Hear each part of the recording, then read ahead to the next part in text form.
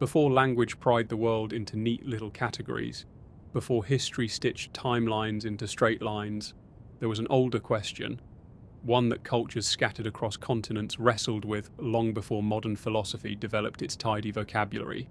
What were we before we were born? Not who, names are late inventions. Not what family, bloodlines come later. But what? The strange, shimmering essence underneath. Ancient texts didn't treat this as an abstract curiosity. To them, the world before birth wasn't a blank. It was an arena, an ocean, a school, a waiting room, a cosmic rehearsal. These weren't merely metaphors either. They were attempts to describe something they believed was as real as the ground underfoot. Some cultures whispered that the unborn were still remembering. Others insisted that existence itself was a grand loop, and that whatever you are now is just an echo of something far older, far more spacious, stretching backward like a river that refuses to stop. Tonight, we step into that river. Let's begin with a teaching so old its origins dissolve in dust, the idea of the waiting realm. In several traditions across the Near East, the unborn were thought to dwell in a place described as both luminous and obscured, like moonlight diffused through fog. Not heaven, not a holding cell, but a realm of unassigned potential. The idea was that consciousness drifts in a sort of luminous neutrality. It isn't personality yet. It isn't memory yet. It's simply awareness in its rawest form, like a candle before anyone sets a wick. In the Egyptian coffin texts, there are passages suggesting that humans pre-existed themselves, not as spirits wandering halls of gods, but as fragments of the first occasion, the moment creation first blinked awake. This wasn't symbolic poetry. They meant it quite literally. Every human was, in some way, a surviving spark of the world's original ignition. In this view, birth isn't an entrance, but a descent, a condensation of something vast into something manageable. Imagine trying to pour an entire sea into a single jug. The jug is the body. The sea is whatever we were before. Now contrast that with a completely different worldview from ancient Greece. The Orphic mysteries taught that each person carried a divine core that had lived countless lives.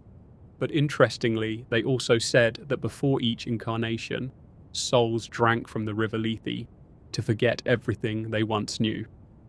But perhaps the most intricate and surprisingly modern description comes from a text called the Brihadaranyaka Upanishad, where there's a curious assertion: a person chooses their parents. Not consciously, like browsing a catalogue, but magnetically, drawn toward a physical life that resonates with the unfinished contours of their essence. Your before-birth existence, according to these sages, is not idle drifting. It's an active alignment, like tuning to the right frequency before stepping into a song.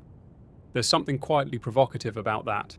If true, it suggests that what we were before birth wasn't some vague mist.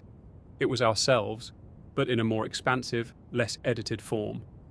Across the ancient world, pre-life descriptions tend to fall into one of three categories.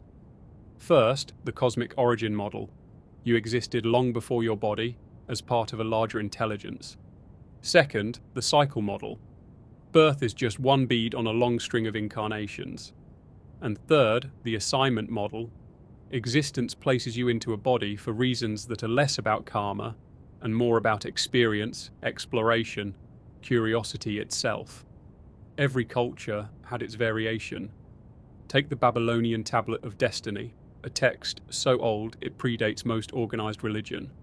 It describes something strange, that souls were written into existence before the weaving, long before bodies are fashioned. The wording implies that identity exists independently of physical form. You are not defined by bone and heartbeat. You're defined by something that predates both. The body is the garment. The self is the wearer. Or consider ancient Persia, where the Zoroastrian tradition spoke of a pre-birth realm called Garodman, a space of pure light. Souls existed there in a state of clarity, untouched by time. Birth, they believed, wasn't a beginning, but a mission. entering a world where confusion and shadow could teach what pure radiance never could. The idea suggests that the unborn are beings of clarity who willingly step into complexity. In China, early Taoist texts introduce another twist. They don't describe a pre-life realm as a place, but as a state, a return to the great root, the source of all life. To them, before you are born, you are part of the underlying fabric that holds every tree, every breath of wind, every pulse of the world. You aren't separate, you aren't individuated. You are entangled in a way that's impossible to maintain once you have a name, a voice, desires, and the boundaries required to be human. In Taoist thought, the unborn are not tiny people waiting to be assigned bodies. They're part of the cosmos in its untouched form. Some texts take this even further. The Nag Hammadi manuscripts, discovered in 1945 but written long before Christianity solidified into the form we recognize today, claim that before birth, souls existed in a realm of knowledge they called the fullness, a dimension where identity isn't a single thing but a constellation. A soul in this state doesn't remember in sentences or images. It remembers in totalities, like holding an entire library inside a single pulse. Birth shatters that unity, forcing memory to compress so tightly that most of it becomes inaccessible. Not gone, simply hidden. Ancient writers compared it to storing a massive archive inside a grain of rice. Even the Maya, in texts like the Shilam Balam, insisted that humans lived in a kind of seed form before birth, located not in the sky or in another plane, but in the mind of the universe itself. You were an idea before you were a person, an intention, a possibility, a blueprint waiting to unfold through flesh. Many teachings don't just speculate on what you were before birth. They go a step further and argue that you still are that thing, that the pre-life identity doesn't vanish, but hides underneath your day-to-day self. It influences your preferences, your irrational attractions, the things you feel are familiar without explanation. The ancient Celts believed this so strongly that they said certain places, certain people, and even certain sounds could wake the memory of the unborn self. Not in a dramatic vision, just a quiet certainty, a tug in the chest that makes no rational sense. All of this creates a strange picture. Cultures separated by distance and language seem to converge on one idea. Consciousness doesn't spark into existence at birth. It narrows, it condenses, it becomes manageable, like the way a vast horizon shrinks into a simple doorway when you walk toward it. And perhaps the most curious thing is how many ancient teachers describe the unborn as knowing. Not knowing facts or dates or biographical trivia, but knowing in a deep, wordless way. Knowing like the ocean knows how to move, like seeds know which direction is up. A knowledge without effort, a knowledge older than opinion. Some sources even said the unborn could observe the physical world before entering it. This appears in Jewish mysticism, where it's said that before birth, a soul is shown a tiny glimpse of the life it might live. Not a full preview, just enough to understand the tone, the challenge, the direction. The unborn, they said, accepts this life with full awareness and then forgets everything at the moment of first breath. Not because something takes the memory away, but because consciousness simply can't hold both its infinite origin and its finite body at the same time. Imagine trying to fit the sky inside a pocket. Something has to give. In ancient Tibetan writings, there's a similar suggestion, though framed differently. They describe pre-life as a period of clarity where the essence of a being hovers near potential parents, drawn by deep resonance or unfinished threads from long before. These texts speak of the unborn as explorers rather than empty vessels. They don't wait passively. They choose, pursue, align. And then, once the body forms, they descend like a spark, catching on dry tinder. Consciousness flares. Identity begins the slow process of taking shape, like a sculpture emerging from clay. One of the oldest surviving Mesopotamian lullabies contains a line modern readers often overlook. You have returned once more to walk among the clay people. It's casual, almost breezy. Once more. as if the child has done this a dozen times before. The lullaby treats pre-life not as a mystery, but as common sense. Of course, the newborn existed before. Of course, the world is a return, not a debut. In the West, this idea was largely buried as centuries passed, but traces survive in unexpected places. Early Christians, long before orthodoxy tightened its boundaries, debated pre-existence vigorously. Origen, one of the most influential early theologians, insisted the soul existed before the body and chose its earthly circumstances to serve a larger purpose of learning. The idea was eventually condemned, but not because it lacked spiritual depth, because it made humans sound far too free, and that may be the deepest thread running through all ancient teachings on the subject. The unborn weren't helpless. They weren't blank. They weren't waiting for a cosmic assignment letter. They were conscious, powerful, and immensely vast. So vast that entering a human life was like squeezing through a keyhole. If these teachings are even remotely true, then whatever you were before birth wasn't small. It wasn't fragile. It wasn't new. It was something ancient, wide and quietly extraordinary, stepping into a body the way a traveller steps into a tiny boat. Not because the boat is the final destination, but because it's the next part of the journey. The moment you begin studying ancient descriptions of what existed before birth, something curious happens. The texts start to talk less about identity and more about scale. They describe beings that don't yet fit into the narrow doorway of personality. What we call you is a trimmed and folded version of something that, according to these old sources, stretches far beyond any biography. One ancient Sumerian fragment puts it strangely. The one who enters the womb is taller than the sky but bends low to fit. Scholars tend to read that as mythic exaggeration, but it doesn't have the flavour of a typical boast. It sounds more like an attempt to point at something indescribable, an essence too large for the container it agrees to enter. You see similar hints in the oldest Vedic hymns, which talk about the spark that hides itself in matter for a season. The unborn self is portrayed not as emerging from nothing, but as deliberately stepping into limitation, the way a musician steps into silence before striking the first note. These texts don't shy away from the paradox. The vast essence chooses experience over eternity, form over formlessness, forgetting over omniscience. Across cultures, ancient teachings try to explain why any being would do that. Why would something boundless voluntarily shrink? The answer, if you listen long enough, has a kind of steady rhythm to it. The unborn self isn't shrinking, it's specializing. Like a beam of light passing through a narrow slit to reveal a pattern, the descent into physical life is seen as a way to generate meaning. Before birth, meaning is everywhere and nowhere. After birth, meaning crystallizes. Let's move through a few teachings that articulate this idea in ways that feel startlingly modern. The Hermetic texts of late antiquity describe pre-birth existence as a state of total cognition. Not intelligence in the way we think of it, but a kind of panoramic awareness. Everything is perceived at once. There is no before or after, no cause or effect. Time is a tapestry, not a sequence.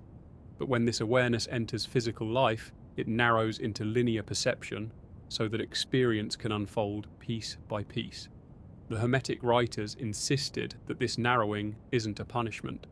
It's the only way a soul can feel time instead of simply seeing it. Imagine reading an entire book instantaneously. The story becomes a single flash of meaning rather than a lived journey. Birth is the choice to live the book page by page. Meanwhile, in ancient Rome, the philosopher Plotinus, drawing on even older sources, claimed that the soul didn't simply exist before birth, but existed in layers. The deepest layer never enters the body at all. It remains in what he called the intelligible realm, a kind of high-frequency reality where individuality still exists but isn't isolated. Only one surface layer descends into the world of matter. Plotinus once described human life as a projection of a projection. The part of you walking around, making choices, having arguments, drinking water, feeling boredom, that version is only the sliver of your being, that fits into the density of physical space. Older traditions echo something similar. In certain strands of Inuit cosmology, the unborn are described as walking on both sides of the sky, 1 foot in the world of spirit and 1 foot in the world of possibility. The transition into life is gradual. The unborn essence hovers, observes, aligns. It isn't pushed or assigned or forced. It chooses the moment of descent the way a diver chooses when to leap. In the Kabbalistic tradition, there's an idea that before birth, the soul exists in a state of complete unity. All its aspects, what will later become personality traits, challenges, potential talents, are fused into a single, radiant whole. But this unity, while beautiful, makes learning impossible. So the soul descends into the physical world where it gets divided. Each life is a rearrangement of those divisions, a new way to explore what the unified self contains. Some ancient Chinese texts use a different metaphor. They say the unborn self is like an uncarved block, pure potential, no distinctions. Birth is the carving, the sculpting, the emergence of form. But, and this is the important part, the block doesn't lose its original nature. Even carved, even shaped into something recognizable, it still retains its fundamental essence beneath the surface. This idea reappears in the pre-Socratic teachings attributed to Pythagoras. While he's remembered today for geometry, he spent much of his life teaching about pre-existence. Pythagoras insisted he could recall former states of being, including one before his first incarnation. He described that condition as being without boundary, not infinite in the way we imagine endless space, but boundaryless in the sense that nothing separates one thing from another. The unborn state wasn't about having unlimited space, it was about not needing space at all. From that perspective, birth is the origin of boundaries. Here is your body, here are your needs, here is your story. Before that, identity is more like a cloud than a shape. The cloud chooses to become rain. One of the most poetic ancient views comes from the Zhuangzi, which hints that before birth, the soul participates in what it simply calls the great blending. This blending has no hierarchy, no beginning, no personalities drifting around waiting to be formed. Instead, imagine all existence as a single, vast current. Before birth, you're not a drop in that current, you are the current. When you enter life, you take the shape of a drop so you can experience what it's like to move as something individual. There's something strangely comforting about that idea. You're small now, but not because you were always small. You're small because you're exploring what smallness feels like. Let's move across the planet again, to the ancient Maori of Aotearoa. Their teachings describe the unborn realm as Te Kora, the world of limitless potential. Everything exists there not as full forms, but as seeds. Not seeds like in a garden, more like possibilities curled tightly into knots of energy. To them, you don't come into existence at birth. You unfold from Te Kora. Life is an unfurling, not a beginning. The Persian Bundahishan, one of the oldest cosmological texts from Iran, takes a bolder stance. It claims souls existed alongside the divine before the world was even formed. Not as servants, not as children, but as equals in essence. The world was created not as a testing ground, but as a field of duality, light and shadow, clarity and confusion, designed to reveal inherent strengths. A soul chooses to descend because existence in pure radiance doesn't allow for contrast, and without contrast, nothing can be fully known. This concept aligns shockingly well with the ancient Egyptian notion of Ka, the life force that pre-exists the body and remains intact after death. Egyptians sometimes called the unborn form of the Ka the double, because it existed in a state resembling the human shape long before the physical body appeared. This raises an obvious question. How did they think something could have shape before it had form? Their answer is almost mathematical. Form is physical. Shape is essence. A melody doesn't stop being a melody just because no one is playing it at the moment. From India again comes another intriguing idea. The Atman, the deepest self, is ageless and unborn. According to the Upanishads, you were never created at all. You simply shifted modes. Before life, the Atman rests in a state of effortless knowing, not studying facts, but being the very ground of awareness itself. When it enters a body, it doesn't suddenly become ignorant. It becomes focused, like sunlight passing through a magnifying glass. The intensity makes the larger field of knowledge disappear from view, though not from reality. The Mesoamerican codex Chimalpopoca includes a creation story in which humans existed before the world was rebuilt multiple times. According to this tradition, souls walked in earlier realities, earlier worlds. When those worlds ended, the souls did not. They waited, they watched, and when the new world was formed, they entered again, carrying hidden traces of the worlds that came before. This offers a peculiar implication. Pre-existence isn't just something that happens before birth. It's something that continues before birth across multiple cycles of creation itself. You weren't simply alive before you were born. You may have lived in worlds that no longer exist. It's worth pausing on that, because ancient cultures treated this idea not as fantasy, but as memory passed down through ritual. Let's swing north to the beliefs of the Sami people of Scandinavia. Some Sami shamans taught that before birth, souls gather around the source fire, a metaphysical hearth where all beings share warmth. This fire is described not as literal flames, but as pure consciousness. Souls warm themselves before descent, absorbing the experiences of others, learning through a kind of shared telepathic communion. Birth is stepping away from that fire into the coolness of individual existence. Life is the gradual rediscovery of the warmth you once felt directly. In medieval Japanese esoteric Buddhism, there's a teaching that before birth, the soul participates in a realm called Tokoyo, the timeless land. Here, the unborn self is not a childlike spirit, but a fully developed being engaged in a different kind of activity. Reflection.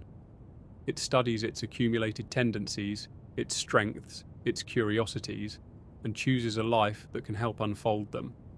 This is not karma in the simplistic sense of reward or punishment.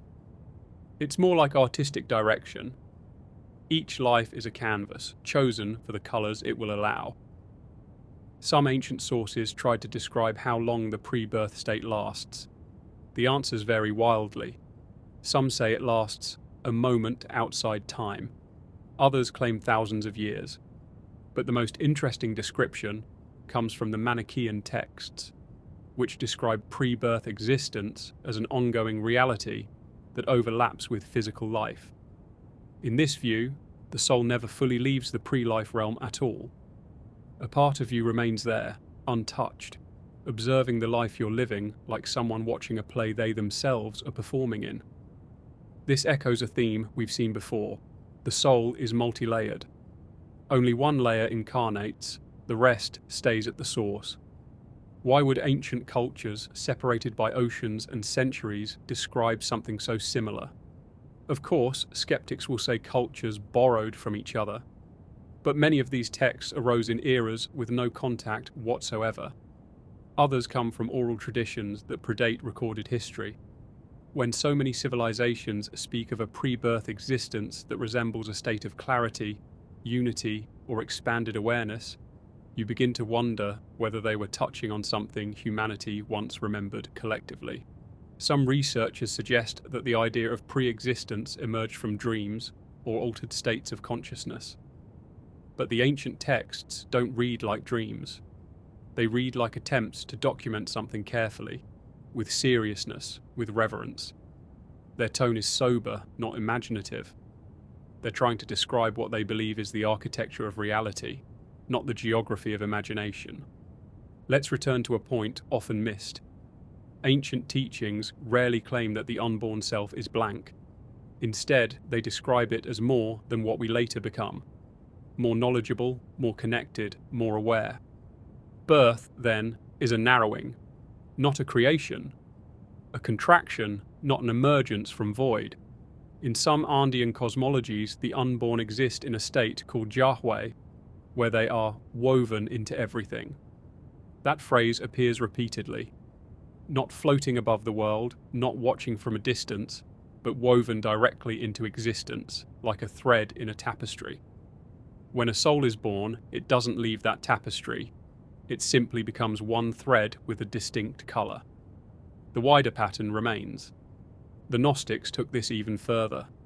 They said every soul existed before birth as part of a luminous field they called the pleroma. This wasn't a realm in the sense of a location. It was an atmosphere of awareness. Souls there don't think or feel in the human sense. They participate, they vibrate, they harmonise. The shift into life is like lowering the volume on all frequencies except one. That one becomes your personality. This brings us to an intriguing question. If the unborn self is so vast, why do we remember so little of it? Ancient teachings answer this in remarkably consistent ways. They say memory doesn't disappear, it becomes inaccessible. Not erased, but covered. Not gone, but placed behind a veil. If it were fully available, the weight of it would overwhelm a developing brain. Human consciousness is like a small lantern lit inside a cavern, whose walls stretch far beyond the light's reach. The cavern doesn't shrink. The lantern simply can't illuminate its full breadth. Some texts even suggest that certain rare individuals maintain partial awareness of the pre-birth state. Among early Christian mystics, these were called pneumatics. In Tibetan teachings, they're recognized as individuals with unusual clarity. In Sufi writings, they are described as those who remember the breath before the first breath. Whether these accounts are literal or poetic, they share an implication. Forgetting is part of the process, not a defect. Birth is an artful amnesia, a temporary narrowing so that experience can deepen. And that amnesia is not perfect, it leaks. It shows up as intuition, déjà vu, inexplicable fears, affinities, talents that feel native rather than learned. It shows up as an inner compass that sometimes pulls you towards people or places with a sense of recognition you can't logically justify. Throughout the ancient world, these subtle recognitions were considered echoes of the unborn self. The more you examine these old teachings, the more they begin to sound like different cultures trying to translate the same experience. A vastness becomes a person. A boundlessness becomes a life. And each teaching, in its own distinct voice, tries to explain how something so immense could flow into something so fleeting, and why it would want to. When ancient teachers described the state before birth, they weren't trying to build a system. They were trying to preserve a memory humanity once held collectively, like a melody we used to hum before language, before cities, before history sliced time into eras. And as we step deeper into these teachings, the picture becomes less like a doctrine and more like a map, or perhaps a diary written in metaphors by beings who were trying to capture the feeling of descending into a world of limits. Many of the oldest sources describe pre-birth existence not as a singular condition, but as a progression, a journey that moves from vastness to specificity, not a fall, not a punishment, but a narrowing that gives life its texture. One of the oldest traditions that preserves this idea is found in the Egyptian book of Coming Forth by Day, which hints that before birth, the soul exists in what they called the field of reeds. It isn't a paradise, but a place of alignment, a place where the unborn self adjusts its vibration, an ancient way of saying it synchronizes with the life it's about to enter. The texts insist the unborn soul is not passive. It approaches the world the way a bird prepares its wings before a long journey, with intention, with awareness, perhaps even with anticipation. In Egypt, the idea wasn't merely philosophical, it was felt. Many families carved small figurines called shabti, believed to represent helpers who accompanied the soul not only after death, but before birth. The logic was simple. If life is a journey into form, then preparation exists on both sides of it. The unborn soul, according to this worldview, doesn't plunge blindly into existence. it travels equipped. Across the desert in ancient Canaan, another perspective took shape. In fragments of the Ugaritic scriptures, the unborn were described as whisperers in the wind, not spirits haunting the world, but consciousness passing through it without attachment. Before entering a body, the soul was said to weave itself through places, observing them not with eyes, but with awareness, sensing which environment, which lineage, which path would create the right tension for growth. This notion of tension appears in nearly every ancient system. The unborn self, it seems, doesn't seek comfort. It seeks contrast.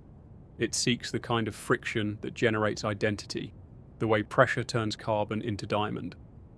Comfort in these writings is associated with pre-birth realm. Life is where things get interesting. In the Qumran texts from the Dead Sea region, there's a curious phrase that scholars still debate. Every soul stands before it walks. This is interpreted not as a physical reference, but as a metaphysical one. Before entering life, the soul evaluates itself in a state of clarity. Not a moral judgment, but a recognition of what remains unexplored within its essence. What territories of emotion, strength, or vulnerability have yet to be understood from the inside? This idea is echoed across the ancient world. The Maya believed that before birth, the soul resides in a realm called Xibalba, though not the frightening version later interpretations imagined. In its oldest form, Xibalba was a place of mirrors.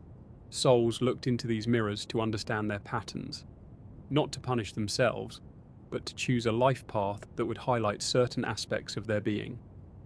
A child born with unusual sensitivity wasn't viewed as fragile. They were seen as someone who had chosen a life that would stretch delicate capacities like tendrils reaching for light. In the Bhagavata Purana, there's a remarkably introspective passage describing the unborn soul floating in a state of awareness, watching the world through a translucent membrane. It describes the unborn self reflecting, regretful, hopeful, curious, all at once.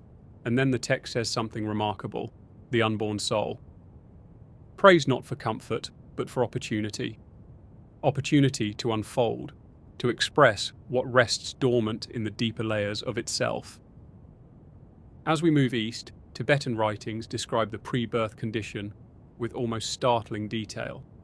Their texts outline a phase between dimensions where the unborn self experiences a series of visions that correspond to its deepest tendencies.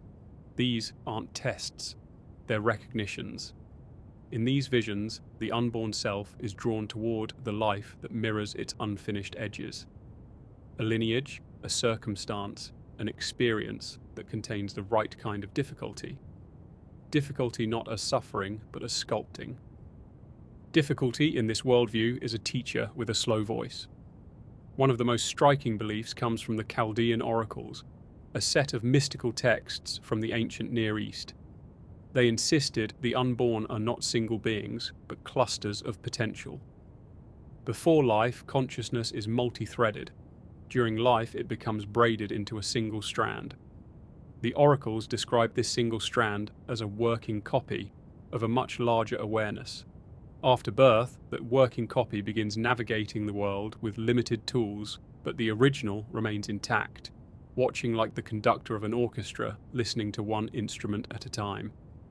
In the highlands of ancient Ethiopia, traditional teachings describe a pre-birth realm called Lalit. Lalit is not a place of light or sound, it is a place of remembering. Souls gathers around what elders called the River of Origins, each one dipping into it to recall where they came from. But here's the twist: they're not recalling past lives, they're recalling their essential nature. The river doesn't show images, it shows feeling, the fundamental tone of a soul's existence. That tone guides the unborn into the family whose emotional field will resonate with it most intensely. This is not genetics, it's harmonics. The Stoics, though often seen as stern philosophers, delivered a surprisingly mystical view on pre-existence. They claimed every soul originated from a divine fire, a creative breath that existed before it entered the body. Cleanthes, one of the early Stoics, wrote that the soul sleeps in embers before it becomes flame. Birth, to them, was the moment the ember ignited into personality. Before that, the soul existed in a dormant radiance, already itself but not yet expressed. Now consider the ancient Druids, who taught that the unborn reside in Andwyllian, the deep realm. This was not a place of paradise or punishment. It was the primordial ground where all beings rested before and after incarnations. Andwyllian was described as a sea without edges. Souls moved through it like currents, gathering impressions, learning directly from the nature of existence rather than from distinct experiences. Birth was the act of diving into a droplet of that boundless ocean, a droplet with laws, seasons, stories, and consequences. As we move deeper into ancient descriptions, one theme becomes impossible to ignore. The unborn self is not neutral. It carries preferences, it carries inclinations, it carries attraction. Some texts suggest these inclinations are remnants of past lives. Others say they're the fingerprints of the soul itself, patterns that belong to the essence, not to history. The Zavanis Persians, for example, believed that before birth, the soul contemplated a series of lights, each representing a potential path. Whichever light the soul felt drawn to determined not only its family, but its talents, its difficulties, its tendencies. In this sense, the unborn self is a chooser, a navigator, a participant in its own fate. A similar idea appears in early Christianity, before orthodoxy hardened boundaries. Some early Christian mystics believed souls existed in a state of contemplation before entering the world, and they chose their lives based on virtues they wished to cultivate. This wasn't a moral scoreboard, it was development. A soul might choose a life that emphasizes patience, not because it failed before, but because it wished to expand that dimension of itself. In ancient West Africa, the Yoruba teachings refer to the unborn soul's choice as Ayanmo, the destiny it selects before descending into physicality. But Ayanmo is not rigid, it's more like a theme, a melodic line chosen in the realm before life. How it plays out depends on free will, environment, and circumstance, but the theme remains recognizable, a faint music underneath the noise of the world. Let's move to ancient Greece again, but further back, before Plato, before Socrates. The Orphic gold tablets, thin sheets buried with initiates, describe souls who existed before birth as children of the stars. Not metaphorically, but literally composed of the same intelligence that animates celestial bodies. Before entering a body, the soul was believed to wander through constellations, absorbing impressions of cosmic order. Birth wasn't a fall, but a descent into density, a narrowing of wavelength, a slowing of vibration, the way music slows when a record is played at the wrong speed. While we might view these ideas as poetic, the Orphics treated them as instructions. They believed remembering the pre-birth state was the key to transcending confusion. Forgetting was natural, but remembering was the path. A similar belief appears in the Taoist alchemical texts, which say that before birth, the soul exists in a state called the original breath. In this state, identity and universe are indistinguishable. Birth happens when that original breath condenses into the acquired breath, the life force that animates the body. But the original breath never disappears. It simply becomes quiet. Meditation was seen as a way to let it speak again. One of the most elaborate descriptions of the unborn self comes from the Sufi mystics, who wrote that before birth, the soul exists in a realm called Alam al-Arwah, the world of spirits. Here, souls gather like travelers resting at an inn. They converse, exchange impressions, and form bonds that later manifest as instant connections in life. Friendships, partnerships, even rivalries that feel pre-scripted. The Sufis insisted that some relationships are older than time, and the feeling of instant familiarity with someone is the echo of that pre-birth bond resurfacing. This idea appears almost identically in ancient Chinese texts describing the bonds of the previous heaven, connections forged before birth that reappear like constellations in daily life. Even more surprisingly, in the ancient Andes, the Quero people believed that souls choose groups, not individuals. A cluster of souls journeys together through multiple incarnations, adopting different roles each time: parent, friend, stranger, teacher. Birth is the rearrangement of a long-standing ensemble. This panoramic view of pre-existence raises an interesting question.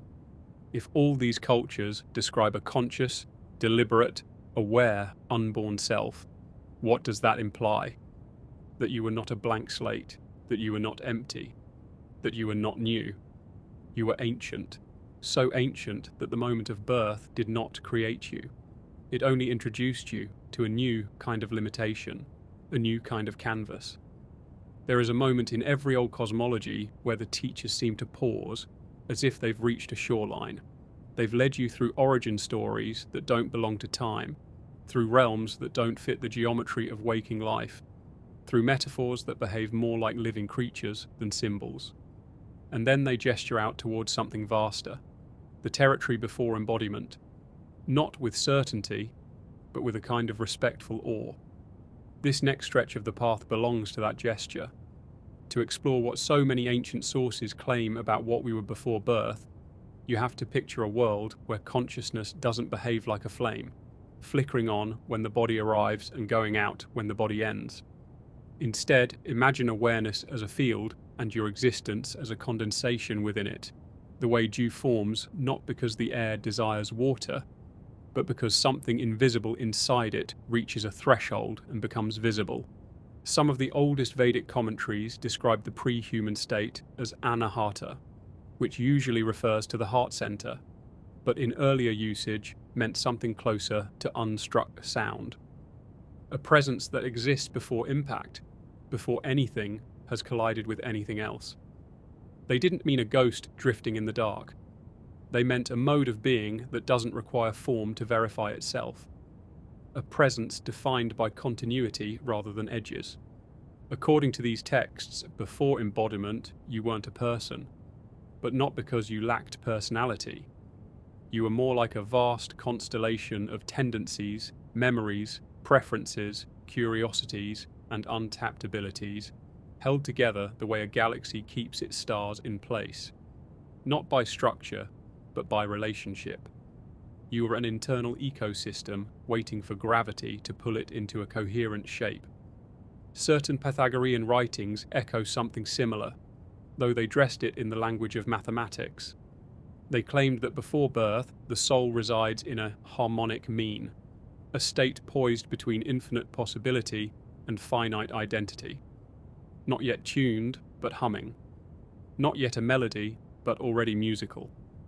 What's striking is that such descriptions appear in civilizations that had no contact with one another, as though many cultures notice the same strange truth. The thing that becomes you has a history longer than your biological arrival. The Hermetic texts went a step further. They suggested that before birth, consciousness occupies something they called the space above the sky, which wasn't a location at all. It was a condition, a clarity so complete that awareness didn't need to divide itself into subject and object to understand anything. Knowledge came to you the way warmth comes to a stone in the sun, without effort, without separation. In that state, they said, you remember everything. But not as memories, more like direct access to the foundations of all experiences you would eventually have. In some of the fragments attributed to early Zoroastrian mystics, there's a fascinating metaphor. They claimed that before birth, each consciousness sits in council with itself. A long and quiet deliberation, where every possible version of a future life is reviewed, not chosen with perfect certainty, but contemplated the way a traveller studies a map, running a finger down valleys, tracing paths that might be joyful or difficult or both, sensing how each possible route changes the inner landscape. According to this view, embodiment is not an assignment. It's an act of participation. You're not pushed here, you step forward.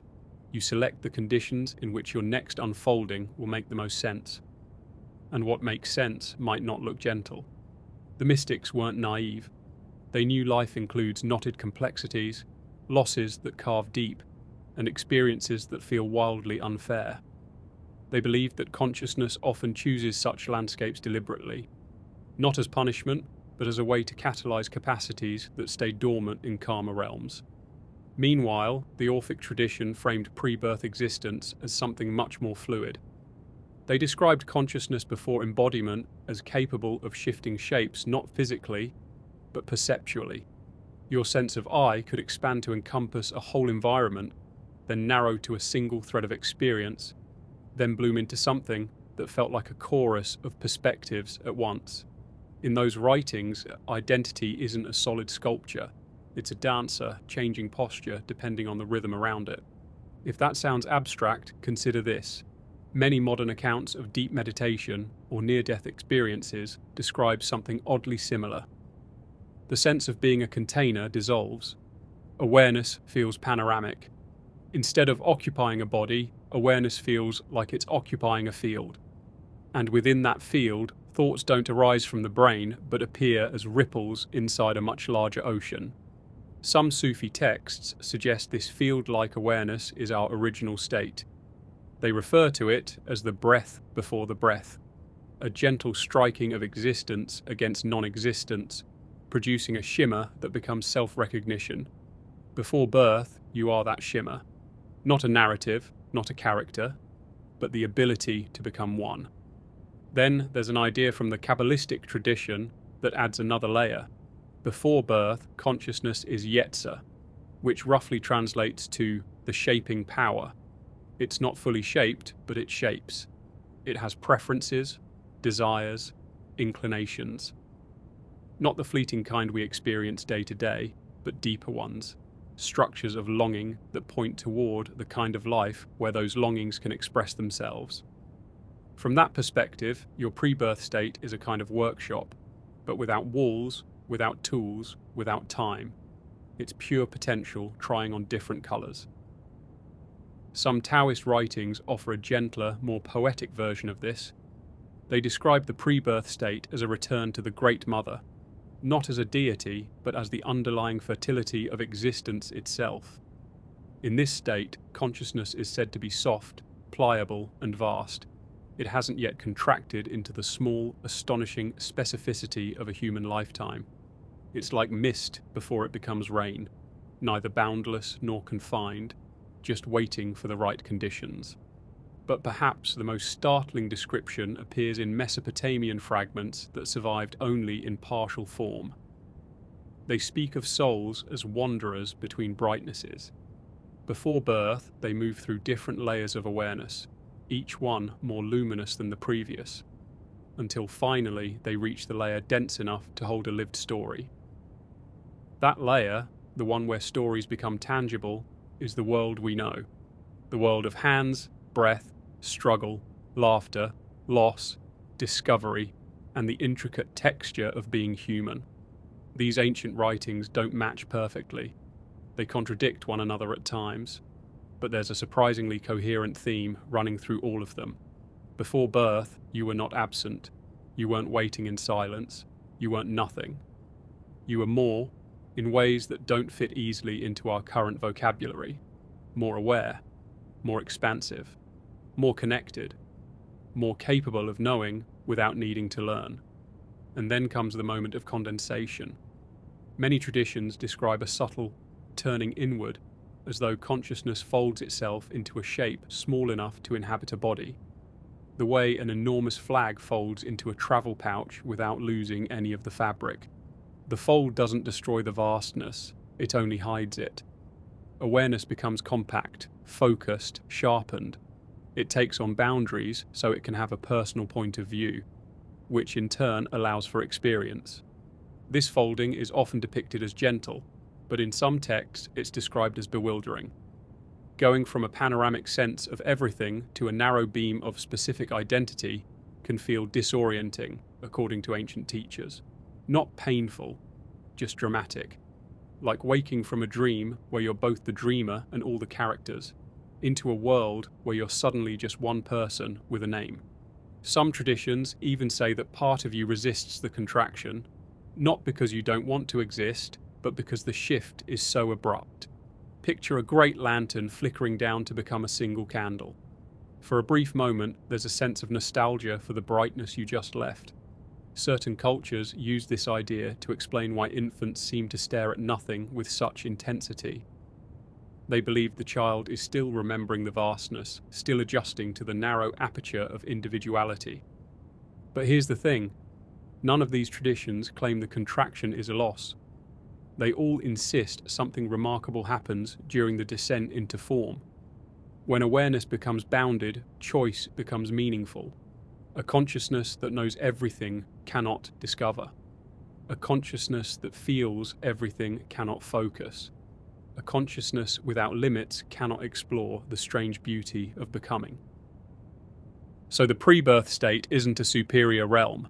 It's simply a different mode of being, one where you exist as potential rather than participation. And the shift into life is what turns potential into story. Every ancient teaching we've followed into this territory, whether Vedic, Hermetic, Orphic, Taoist, Sufi, or forgotten fragments from the desert, points to the same underlying truth. You were not thrown into existence. You pressed your hands into it like wet clay. You stepped into a shape that could hold your complexity. You moved from a realm of pure knowing into a place where knowing becomes experience. And if their writings are to be believed, the part of you that made that choice is still present, even now, tucked just behind your thoughts, like a quiet observer who remembers the spaciousness you came from and the reason you chose to wander into form at all. There's a moment in nearly every ancient account where the tone changes, where the teachings shift from describing the vast pre-birth state itself to explaining why a consciousness might willingly leave such a sweeping expanse to enter a single human life. It's as if the old writers assumed the listener would eventually whisper the same question that rises now. Why would something so boundless step into something so small? Different traditions give different answers, but they aren't random. They weave together into a kind of tapestry, each thread hinting at motivations deeper than anything we typically associate with reincarnation or soul contracts. These traditions weren't trying to create doctrines. They were trying to describe the logic of consciousness as they perceived it, its tendencies, its momentum, its curiosities, its appetite for complexity. They were trying to explain why something unlimited would choose limitation, the way a poet sometimes chooses rhyme. Not to restrict expression, but to give it shape. One of the most striking explanations appears in early Egyptian mystical writing, particularly the fragments attributed to the so-called Scroll of Returning. It suggested that before birth, consciousness becomes aware of its own incompleteness, not as a flaw, but as a kind of creative itch. In that state, you know a great deal, but you lack the friction that transforms knowledge into understanding. You can foresee the arc of compassion, but you've never walked its length. You can sense the mechanics of courage, but you've never stood in the middle of a night and needed to practice it. According to these ancient Egyptians, the pre-birth realm contains wisdom, but lacks stakes. Life provides those stakes, the way a river provides resistance that strengthens anyone who swims it. The Buddhist Abhidharma takes a different angle. It proposes that consciousness is not drawn downward into life, but outward, almost like a seed bursting from its husk. The pre-birth state carries within it a growing tension, a desire to express itself, to differentiate, to experience the world through a fresh aperture, not to learn lessons in a moral sense, but to integrate its own potential. In this view, embodiment is the soul's way of entering a gradient of sensation so vivid it can refine itself through direct participation. You can't experience the warmth of gratitude without something to be grateful for. You can't experience the courage of kindness without moments where kindness costs something. Existence becomes a palette, and life becomes the act of mixing colours unfamiliar to your original state. But some of the most compelling material comes from traditions that refused to turn consciousness into a moral equation at all.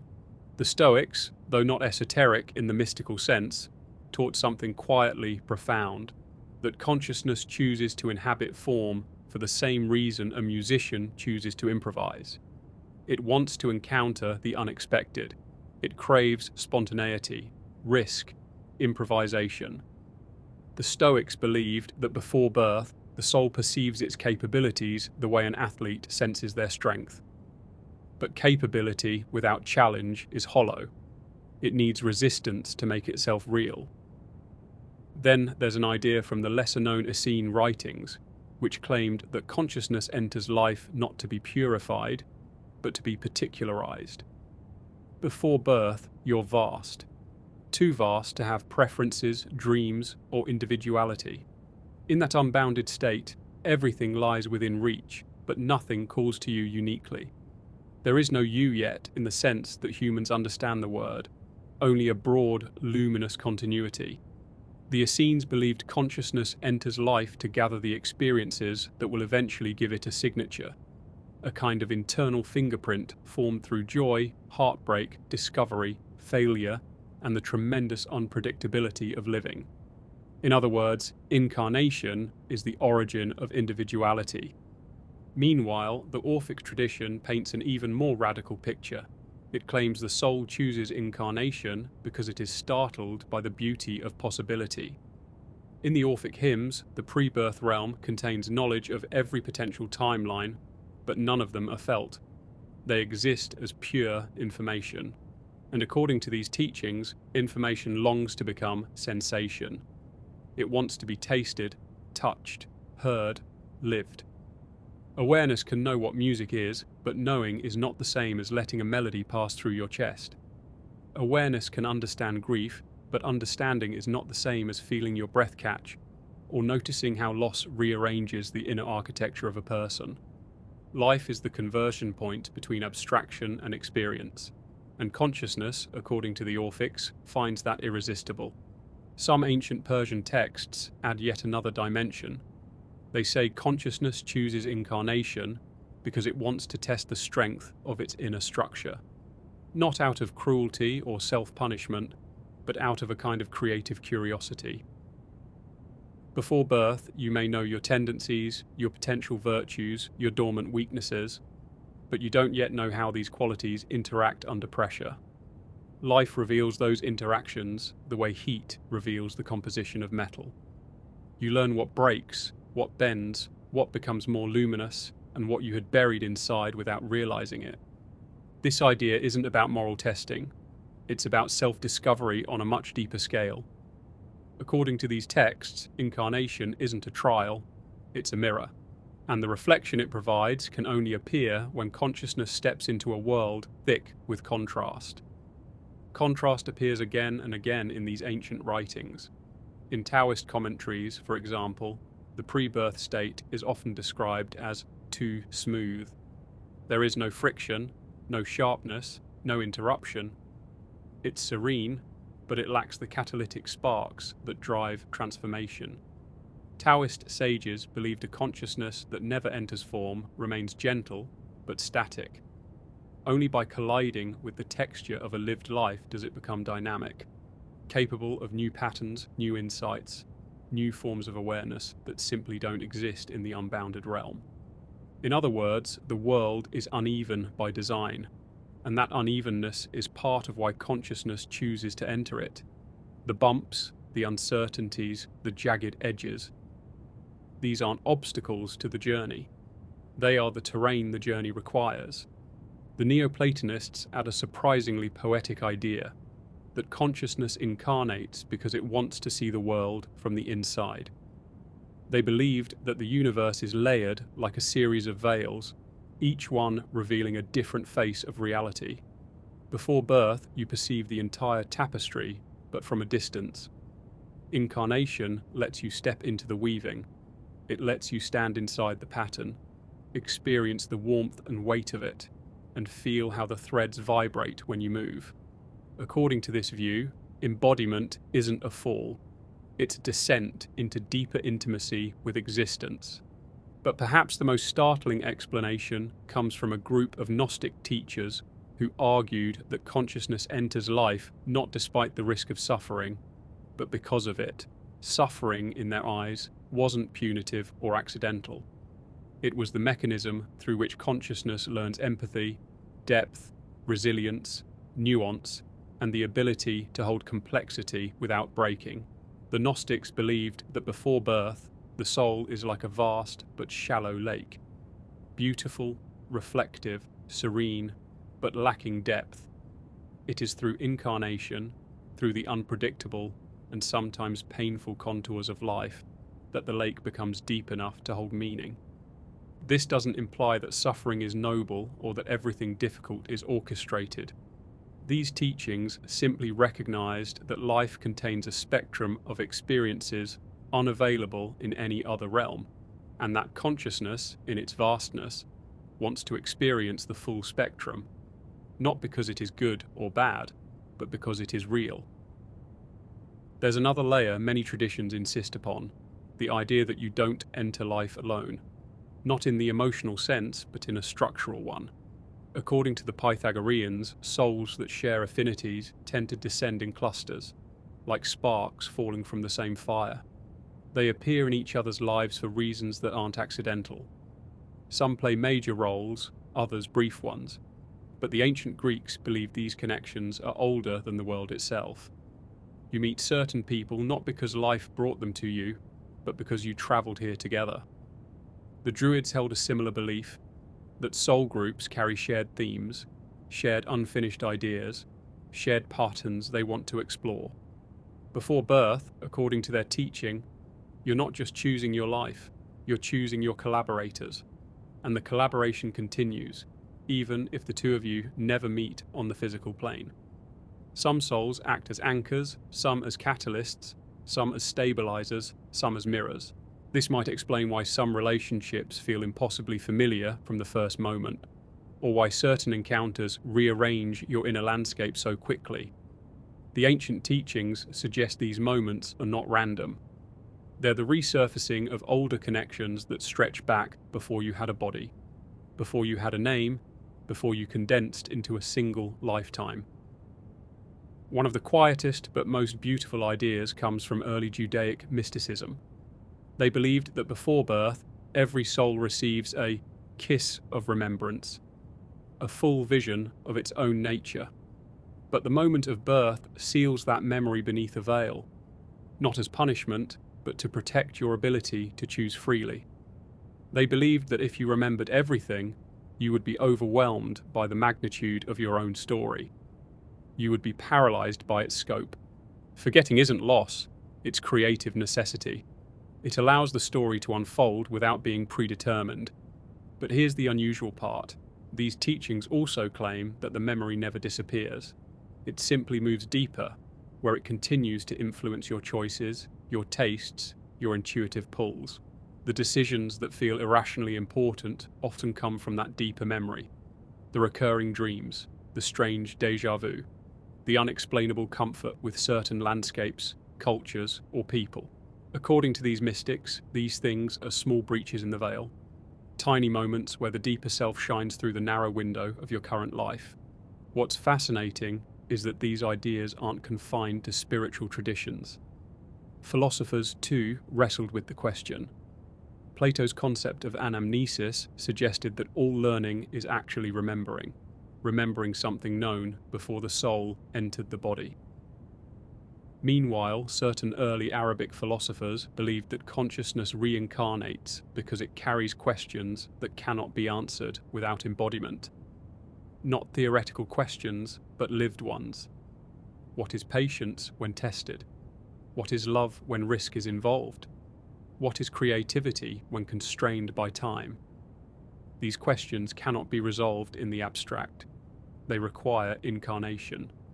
All of these ancient notes, fragments, hymns, and commentaries orbit the same possibility, that each life is chosen, not in the sense of a carefully plotted destiny, but in the sense of a doorway you willingly walked through because it offered experiences you hungered for. So what were we before birth? According to these traditions, we were vast. What pulled us here? The desire to become something specific, The pre-birth realm is spacious, luminous, and full of knowledge. But life, the embodied life, is textured, unpredictable, and full of meaning. And consciousness seems endlessly drawn to meaning. It wants to inhabit it, explore it, be shaped by it, and leave new shapes behind. In the old teachings, incarnation isn't a descent, it's an adventure. A narrowing that produces depth, a limitation that produces brilliance, a challenge that produces transformation. And when ancient writers spoke of this shift from the vastness before life into the density of human existence, they often used a quiet metaphor. They said, the soul steps into life the way a hand slips into water.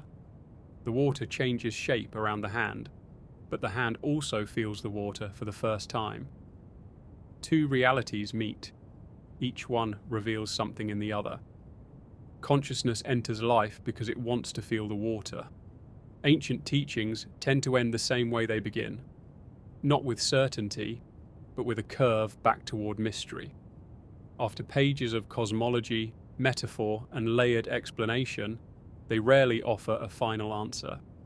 Instead, they leave you standing somewhere between two worlds, aware that the story of what you were before birth is too large to fit into a single worldview, yet strangely coherent when all the pieces are placed side by side. At this point, many of the old systems shift their attention from why consciousness enters life to what remains inside you from before you arrived. They saw humans not as blank slates, but as beings who carry a subtle interior echo of the place they came from. Their writings suggest that the pre-birth state isn't something you left behind. It's something braided into you, folded carefully into the architecture of your inner life. In the Upanishadic commentaries, there's a striking phrase, "The spark remembers the fire." They meant that no matter how deeply a consciousness condenses into form, it carries a residue of its unbounded origin. This residue isn't a memory in the usual sense. It behaves more like a gravitational pull, an inner orientation toward meaning, curiosity, or beauty that doesn't feel learned. You might call it intuition, but ancient teachers believed it was older than that, more like an internal compass left over from a time when your awareness was vast and undivided. This idea appears in Egyptian Hermeticism as well, where scribes wrote that the soul retains a taste of its own sky. That phrase sounds poetic, but they took it seriously. They believed humans long for something not found anywhere on Earth, not because life is inadequate, but because we remember a kind of spaciousness that doesn't exist in physical form. According to these teachings, the hunger for understanding, for transcendence, for connection, for art, for mystery, these weren't learned desires. They were remnants of the state before life, echoes of the wide expanse you once inhabited. The Gnostics went a step further. They argued that the most important part of you can never fully enter a body. They described consciousness as layered and said only the narrowest layer becomes incarnate. The deeper layers remain untouched, continuing to exist in the vastness from which you came. In that view, being human isn't a total relocation. It's more like extending a single branch from a much larger tree. The rest of the tree still stands in the realm before birth, untouched by time. And when your life ends, the branch retracts, returning to the trunk, larger for the experience it gathered. This wasn't meant as metaphor. They believed it literally. The bulk of consciousness remains in its original state, watching through the thin window of your embodied life, learning through your eyes, feeling through your emotions, but never confined by them. According to that worldview, the part of you that remembers the pre-birth realm isn't deep inside you. It's running in parallel with you like a quiet twin. Some Sufi writings add another layer. They say the soul enters the world with two signatures: the trace, which represents the life you will live, and the echo, which represents the life you lived before birth. The trace moves forward, the echo moves inward. The trace accumulates experiences, choices, heartbreaks, discoveries. The echo supplies capacities, kindness that appears without training, courage that appears without explanation. instinctive understandings you can't trace to any moment in your life. The Sufis believed these unearned qualities were evidence of the pre-human chapters of consciousness, still humming inside the present one. The Taoists, characteristically, described this in simpler terms. They said every human carries an original wind, a subtle breeze that comes from the realm before birth. This wind isn't loud, it doesn't announce itself, but it nudges. It influences your preferences, your quietest decisions, your sense of what feels meaningful. It guides you not by telling you where to go, but by making certain paths feel subtly warm, subtly right. In this sense, the ancient teachings don't only describe what we were before birth, they describe what part of that state remains alive inside us. A particularly haunting image comes from the Orphic fragments. They said each soul brings one unfinished note from the pre-birth realm, a tiny resonance that seeks completion in this life. It might be a longing, a fascination, a fear, a recurring theme, something that doesn't feel random, something that feels like it was started long before you arrived. According to the Orphics, your life isn't about acquiring your identity. It's about completing a pattern that began before you were born. This idea makes sense of the inexplicable gravitations people feel, why certain subjects enchant you, why certain challenges keep repeating, why certain emotions feel ancient, why a single moment can feel uncannily familiar. The old teachings would say, you're not encountering these things for the first time, you're meeting continuations. Meanwhile, the Neoplatonists framed the entire journey differently. They believed that the universe is constantly seeking to know itself, and consciousness is the instrument of that knowing.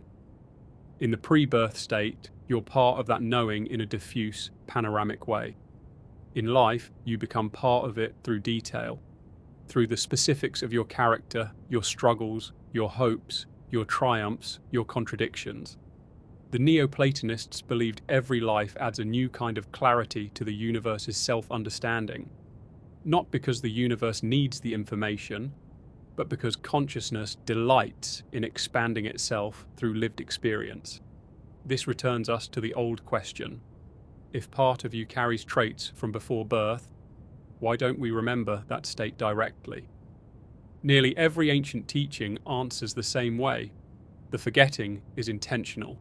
The Kabbalists said that memory would overwhelm you.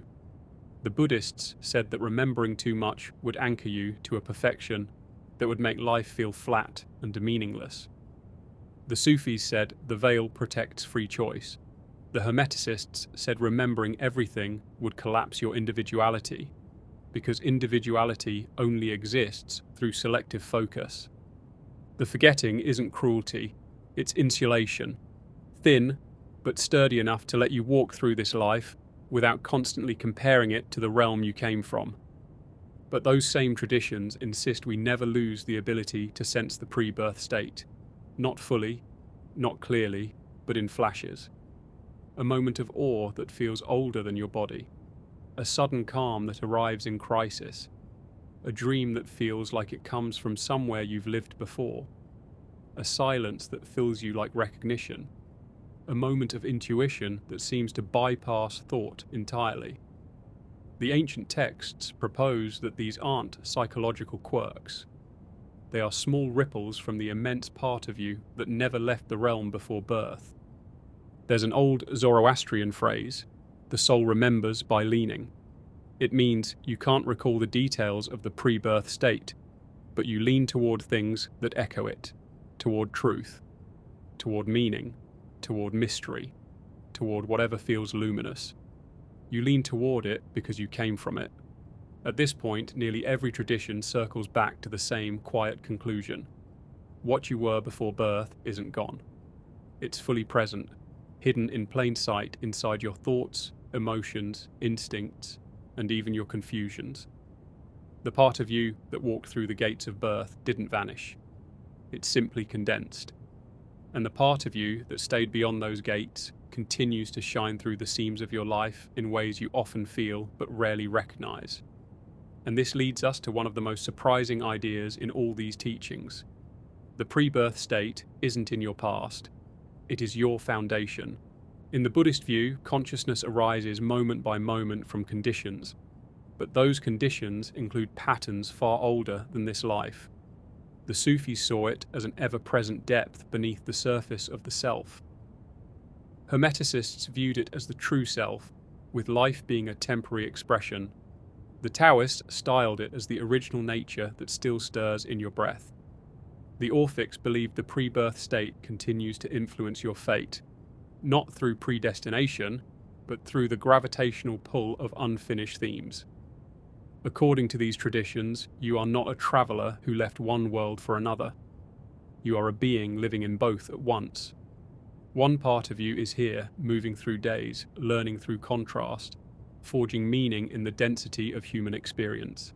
Another part of you is still standing in the vastness before birth, unbounded, luminous, and waiting for the moment you return with whatever you've gathered. And that return, they say, is not an end. It's a widening, a reunion with the larger part of yourself, carrying all the colour, texture, and transformation that only a human lifetime can produce. The ancient teachings never quite agree on the landscape of the pre-birth realm, but they agree on this. You came from something enormous. You are connected to it still. And when this life ends, you return not as the same being who left, but as something far more intricate, shaped by every moment you've lived. It's a strange thought, but a hopeful one. You're not a temporary flicker in the dark. You are a long story, momentarily condensed into a single chapter. And when that chapter closes, the story continues, wider, deeper, and brighter for everything you've experienced here.